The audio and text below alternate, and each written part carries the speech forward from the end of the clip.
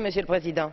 Monsieur le Président, mes chers collègues, je ne partage pas tous les objectifs de ce texte et en particulier avec mes collègues du Front national, je regrette surtout que la protection des entreprises et des salariés ne figure pas dans les motivations.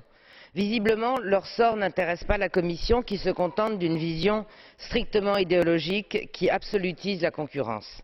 Souvent d'ailleurs dans cet hémicycle, je me sens un peu seule avec mes collègues du Front national pour défendre ceux que vous maltraitez au nom d'une idéologie matérialiste et libérale. Par ailleurs, ce texte me semble contraire au principe de subsidiarité, que ce soit l'amélioration des performances aérodynamiques des véhicules, leur efficacité énergétique ou les exigences de performance et de sécurité.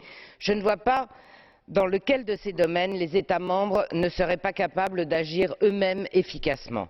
Comme d'habitude, la Commission piétine le principe de subsidiarité au nom de la réduction des émissions de CO2 qui décidément ont bon dos. Finalement, sous prétexte de lutter contre le réchauffement climatique, la Commission s'autorise à intervenir dans tous les domaines et au mépris des traités, comme en première lecture donc, les députés du Front national voteront contre ce texte que nous considérons pour trop technocratique. Merci beaucoup.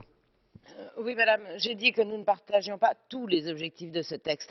Et en particulier, nous considérons, nous, que le principe de subsidiarité doit être respecté, et en particulier la protection des travailleurs de chacun des pays de l'Union européenne. Parce que, voyez-vous, nous siégeons certes comme vous dans cet hémicycle, mais nous n'oublions jamais que nous sommes des députés français au Parlement européen et que donc nous essayons de défendre en priorité le droit des travailleurs français.